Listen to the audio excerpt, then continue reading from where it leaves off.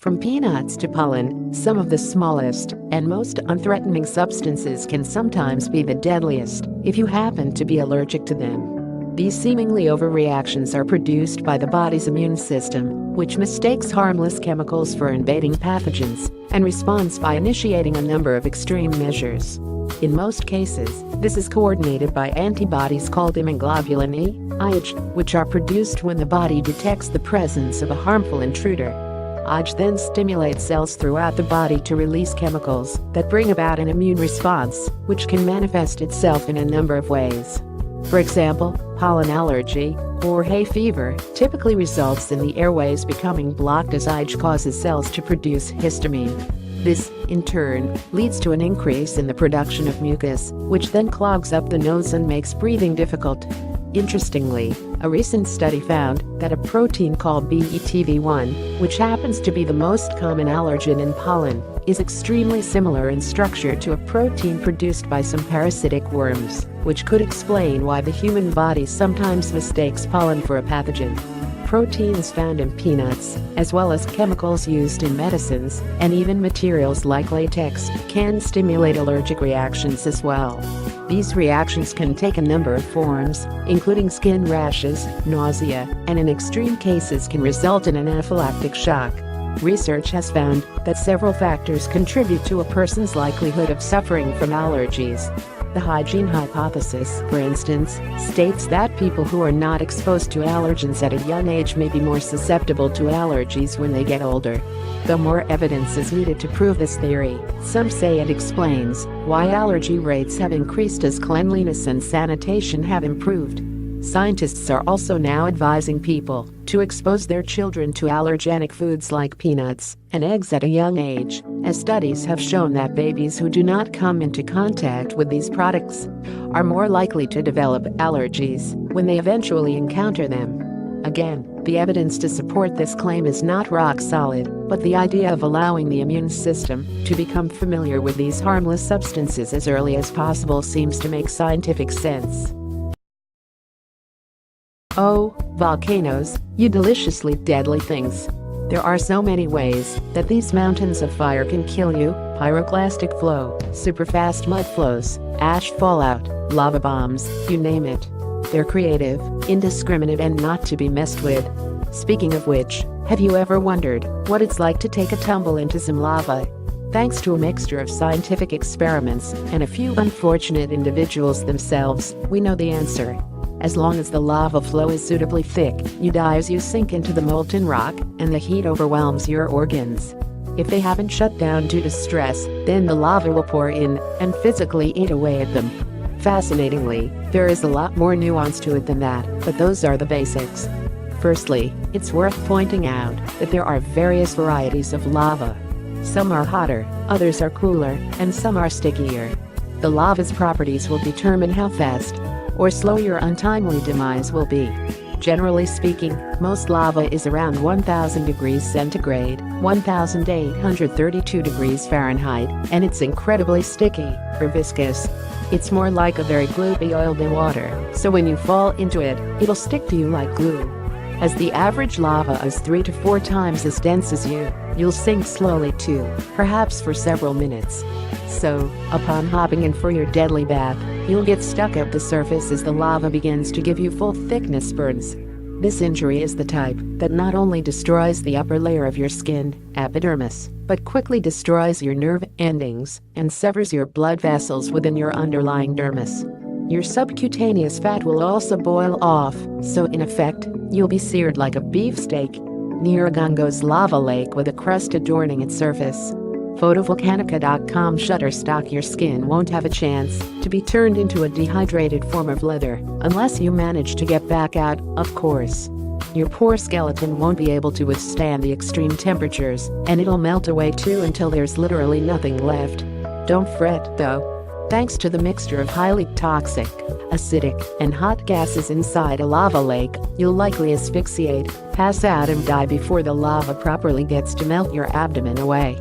Next page, full article. We're used to seeing other planets in the solar system, and even beyond, from Earth. So it's a bit special when we get to see our own planet from afar, especially with as much clarity as this. Yes, that amazing image above shows Earth, and the Moon is seen from Mars, 205 million kilometers, 127 million miles, away. It was snapped by NASA's Mars Reconnaissance Orbiter, MRO, which is currently in orbit around the red planet. The image is so detailed that you can make out continents in clouds on our planet. The reddish feature in the middle of the Earth image is Australia, NASA said in a statement. Southeast Asia appears as the reddish area due to vegetation near the top. Antarctica is the bright blob at bottom left. Other bright areas are clouds. Although it shows Earth and the Moon together, this is actually a composite picture of 4 images taken on November 20, 2016, by the MRO's high-resolution imaging science experiment, HORIZE. The Moon is much darker than Earth, so would not be visible in the same shot at the same brightness scale as Earth. Their sizes and positions in this composite image are as they would appear, though. HORIZE has the largest telescopic lens we've ever sent into deep space, the measuring 0.5 meters, 19.7 inches, across. That's enough to let us see the surface of Mars with a resolution of about 0.3 meters, 11.8 inches, per pixel, seeing objects as small as boulders on the surface. The $720 million MRO was launched in August 2005 and entered orbit around Mars in March 2006. Since then it has provided stunning views of the Martian surface and even helped us find liquid water on the red planet. This isn't the first time it has snapped an image of Earth and the Moon. It did the same back on October 3, 2007, from a distance of 142 million kilometers, 88 million miles. And we've seen Earth from further than that too, notably from Saturn and beyond. Still, it's pretty awesome. A restaurant in the New York financial district is offering customers a pizza priced at US $2,000, 1,623 pounds. It is topped with caviar, Stilton cheese and gold leaf, with each bite costing around US $50. New York is usually the kind of place that sets trends, but pizzerias elsewhere have actually been making pizzas sparkle for a while. A takeaway pizza chain in London started offering 500-pound pizzas a year ago, this time with added lobster, caviar and truffle oil. While a Glasgow restaurant attracted attention by selling a gold leaf pizza on eBay. Gold on food goes back a good deal further than that, however. The renowned Italian chef, Gualtiero Marchesi, has been topping his signature dish, risotto alla Milanese, with a single leaf of gold for decades. And that too is recent when you reflect that the kitchens of the wealthy were sprinkling the precious metal on feast cuisine during medieval times. There is a medieval liquor still consumed today with gold flakes in it known as Goldwasser. Gold leaf is also used on chocolates and even has an E number, E175.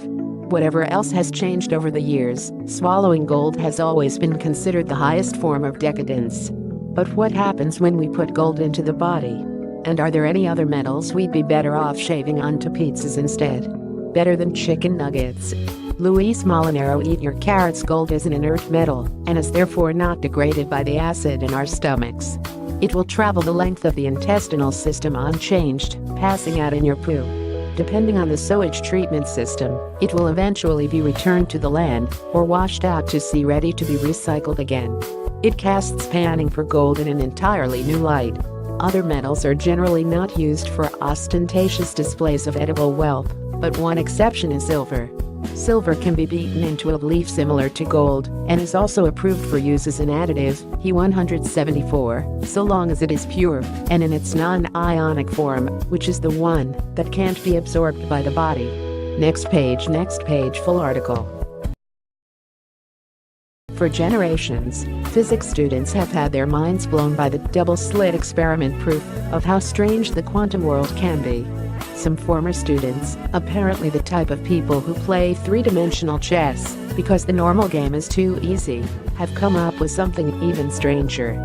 They have created a triple-slit experiment where there is a significant probability that photons will follow a path like an S-bend. 200 years ago, Thomas Young showed that, when light was directed at two narrow slits, it behaved like an ocean wave passing through two breaks in a seawall. The light that passes through each slit spreads out and interferes with that from the other slit. things got stranger with the discovery of quantum mechanics, which explored what happens when the light is turned down, so much that only one photon at a time reaches the slits. The photon continues to behave as if it is interacting with light passing through the other slit, which could be interpreted as it was passing through both slits at once. This is an example of the phenomenon of superposition, where something very small, like a subatomic particle or a photon, exists in two states at once, simultaneously a particle and a wave, or two places at once. Dr. Omar S. Magana-Loaiza of the University of Rochester, New York, and Dr. Israel de Leon of Monterrey Institute of Technology and Higher Education, Mexico, decided that this wasn't crazy enough, so they set out to get photons to pass through one slit before bending around and traveling back through another in what they call a looped trajectory. Physicists had speculated on the existence of loop trajectories before, but the probability of this happening is so low it had never been observed experimentally. With appropriate charge, a small number of photons can be made to travel in S-bend path, red, creating a superposition with the majority that goes straight. Magana-Loaiza et al. Nature Communications. Next page, full article. Amid the contention about diets and detoxes, sugar and fats, there is at least general agreement that a Mediterranean diet, fruit, vegetables, olive oil, grains, fish, is a good thing. Now, a new study based on brain imaging in over 400 people seems to show that we have even more reason to celebrate this diet and, more importantly, to stick to it. The researchers found that over a 3-year period, from the age of 73 to 76, adherence to a Mediterranean diet is associated with a reduction in the inevitable loss of brain volume that occurs with age. The difference in volume loss associated with the diet is not large, about 2.5 milliliters, half a teaspoon, and it only accounts for a very small fraction of overall volume variability. But who's to say what you might achieve with that extra half teaspoon of brain? If these results prove reliable, there is surely an incentive to stock up on family-sized bottles of olive oil.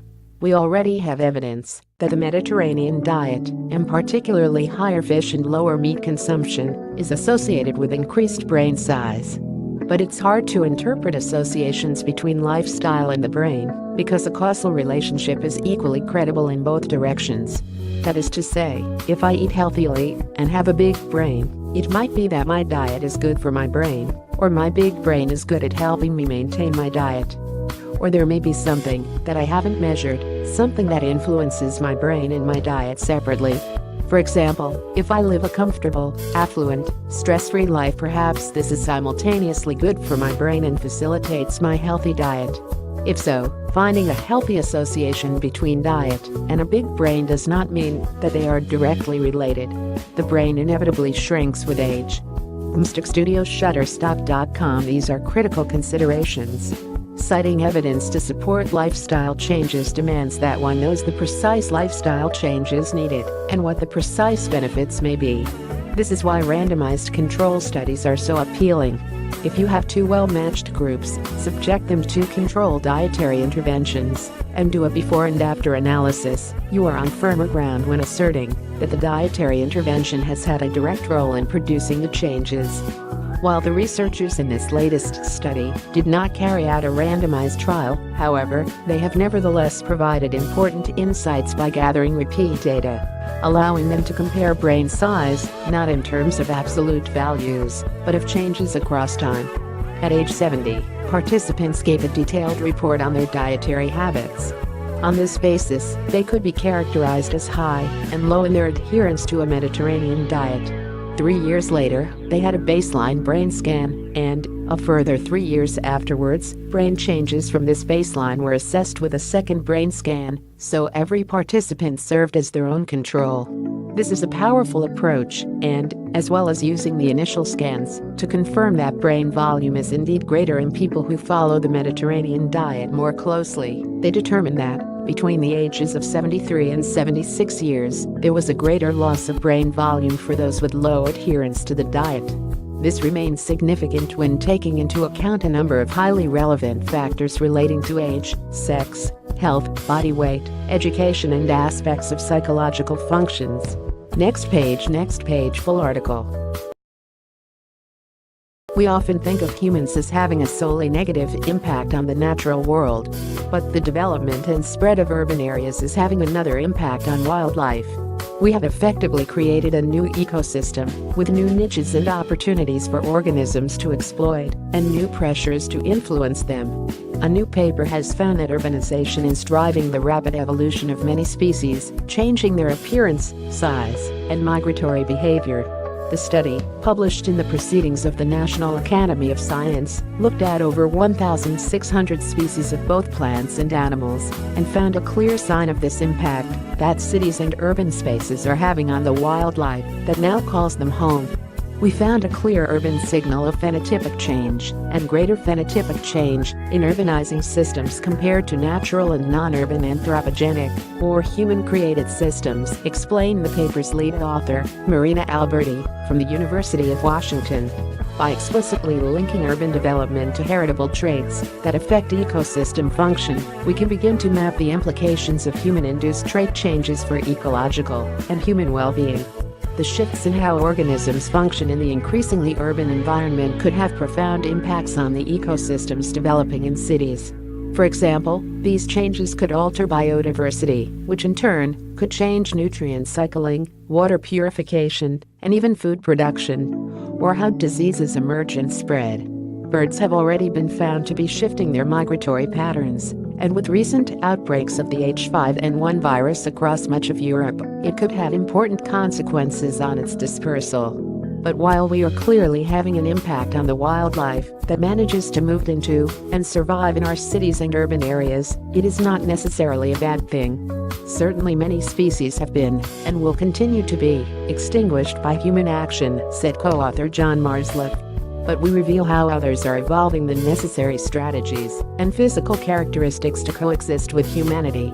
It used to be thought, and was even stated by the father of evolutionary theory himself, Charles Darwin, that evolution happened at such a glacial pace that we can only see it occurring over massive time scales and preserved in the fossil record for us to decode. But we now know that is no longer the case. We have a completely different view, write the authors in a separate review paper published in the Philosophical Transactions of the Royal Society. Rapid evolution is occurring all around us all the time. Many of the most extreme examples of rapid evolution are associated with human influences, leading to the oft-repeated assertion that humans are the world's greatest evolutionary force. About 192 light-years from Earth, there's a very young stellar system that astronomers think is currently in the process of forming planets, and now new observations by Hubble seem to provide more evidence for the idea. The Space Telescope has spotted a moving shadow that is believed to be linked to a massive object, most likely a planet, forming around a star. Hubble has been studying TW Hydrae for 18 years, a system that is estimated to be 8 million years old. Its planets are too faint to be seen by our current instruments, but we have witnessed gaps in the disk of material that surrounds the star, a clear indication that planets are forming. While looking at archive images of TW Hydrae, a team from the Space Telescope Institute in Baltimore spotted a curious shadow moving around it. The shadow is not cast by the planet itself, but it's possible the newly forming object is twisting the inner part of the disk and blocking the star's light. This is the very first disk where we have so many images over such a long period of time, therefore allowing us to see this interesting effect, John Deebs, who led the research, said in a statement. That gives us hope that this shadow phenomenon may be fairly common in young stellar systems. This animation shows the shadow caused by the planet moving around the star. NASA, ESA, and J. Deebs side. The research, which was presented last week at the American Astronomical Society's 229th meeting in Texas, solved a mystery that has lasted over 10 years.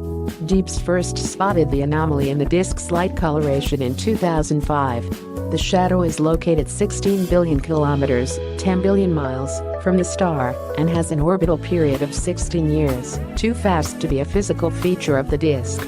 The fact that I saw the same motion over 10 billion miles from the star was pretty significant, and told me that I was seeing something that was imprinted on the outer disk, rather than something that was happening directly in the disk itself, Deebs added. The best explanation is that the feature is a shadow moving across the surface of the disk. The team says that the tilt in the disk caused by the planet is too close to the star, which is slightly less massive than our sun, for Hubble to observe it. The most plausible scenario is the gravitational influence of an unseen planet, which is pulling material out of the plane of the disk and twisting the inner disk, Deeps explained. The Magellan disk is inside the planet's orbit. Future telescopes, like the James Webb Space Telescope, might have a better chance at directly imaging more minute details of the system. A bulbajander from Bangladesh, or Tree Man, as he is often referred to by the media, first rose to global fame when strange growths resembling tree branches began to sprout from his hands and feet. Caused by a rare inheritable condition called epidermodysplasia verruciformis, these unusual appendages have now been removed by doctors in Dhaka, who are hopeful that they may have cured the disorder once and for all. Bojander has undergone 16 operations at the Dhaka Medical College Hospital, where surgeons agreed to treat him free of charge after learning about his condition. However, while the tree-like growths have been removed, doctors aren't yet sure if they will grow back. Epidermodysplasia verruciformis is characterized by a high susceptibility to infection by a virus called human papillomavirus.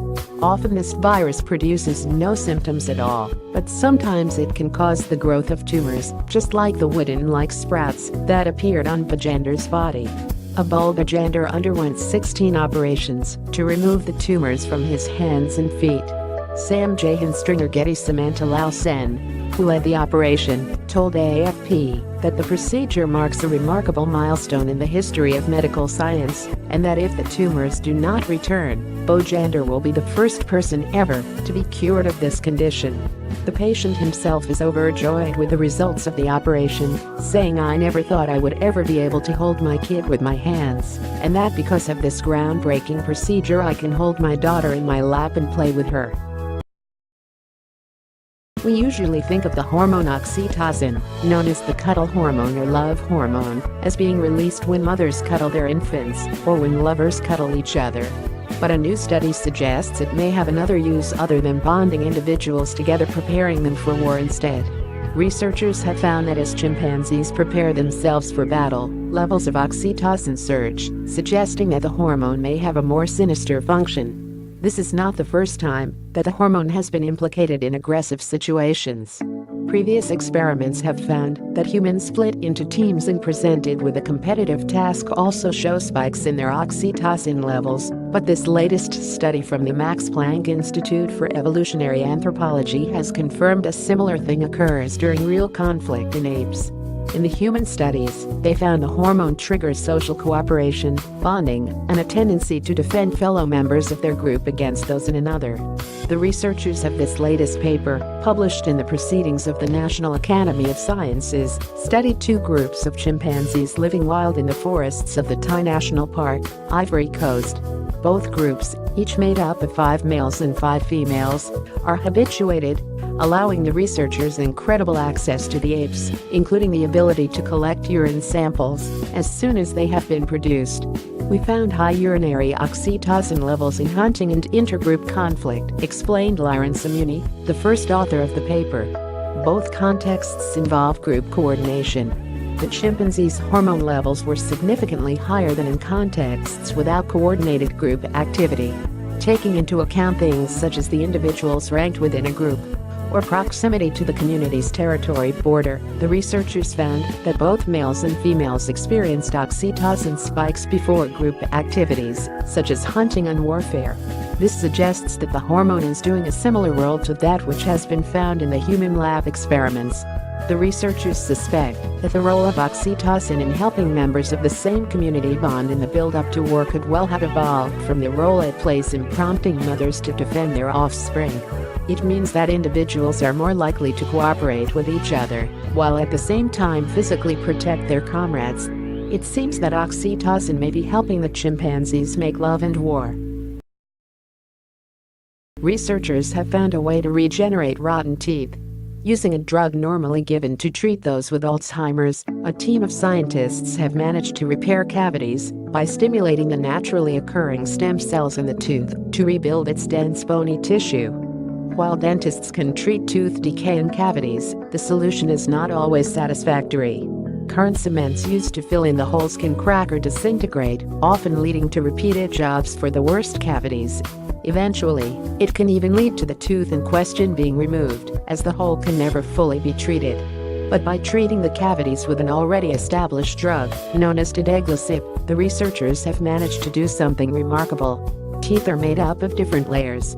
While the top of the gnasher is formed by a layer of tough enamel, underneath this is a thick layer of dentin, which surrounds a soft, pulpy core. The center of the tooth contains stem cells, but this can only lead to limited repair in the dentin and is not sufficient if the damage or hole in the tooth is too great.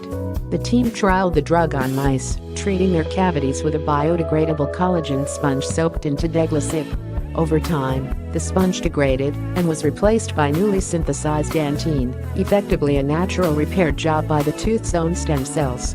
Because this method encourages the body to heal itself, it gets rid of many of the problems that often plague current techniques.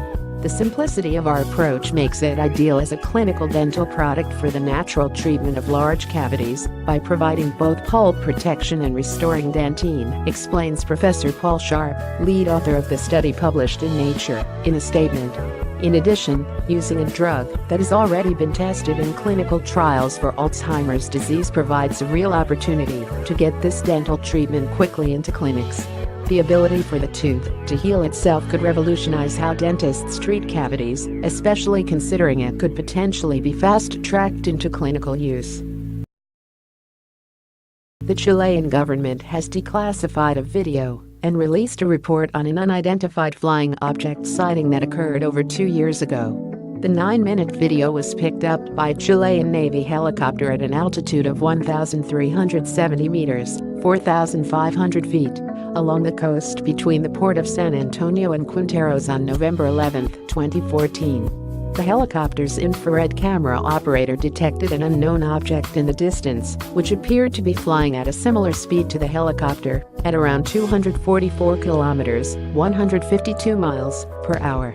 2 experienced Navy officers on board also saw the object. According to the Huffington Post, one told the investigation that the object had a flat, elongated structure with 2 thermal spotlights-like discharges that did not coincide with the axle of motion. Most bizarre of all, the heat-sensitive infrared cameras show the object appearing to thrust out a plume of an unidentified hot material at least twice. They contacted 2 radar stations in an attempt to identify the object, neither of which could find it. Before they knew it, the object vanished into the clouds. After 2 years of investigation by a team composed of leading scientists and aviation technicians, the CEFUA wing of Chile's aviation agency appears to be no closer to solving the mystery than before. In a statement, translated by Google, they said, "Some analysts have suggested the hypothesis that it is a medium-sized line aircraft, and that the stele of the detachable element may be the reserve water inside the apparatus thrown by the crew." However, meteorology asserts that neither the altitude at which the object moved nor the ambient temperature of that moment allowed such a wake of condensation. For now, the object remains unidentified. You can see the video for yourself below. Well, we were all geared up for SpaceX launching its first rocket in 5 months today, originally scheduled for yesterday. But, in the run-up to the launch, high winds and rains have resulted in SpaceX delaying it to no earlier than Saturday, January 14th. The launch of the Falcon 9 rocket, carrying 10 satellites for telecommunications company Iridium, would have taken place from Vandenberg Air Force Base in California. However, a poor weather forecast led to the delay. This will be SpaceX's first attempt at launching since that infamous explosion back on September 1, 2016. SpaceX recently completed a review of the explosion, which found that an accumulation of oxygen in a helium pressure vessel during a routine ground test led to the rocket rapidly exploding in just 93 milliseconds. The accident investigation team worked systematically through an extensive fault tree analysis and concluded that one of the 3 composite overwrapped pressure vessels, COPVs, inside the second stage liquid oxygen LOX tank failed, SpaceX said in a statement. In the short term, SpaceX has got around this problem by increasing the temperature of helium being pumped into the rocket. In the future, they are going to redesign the composite overwrapped pressure vessels, COPVs, to prevent this from happening again. When the rocket does eventually launch, it will be SpaceX's first flight since the JCSAT-16 satellite on August 14, 2016.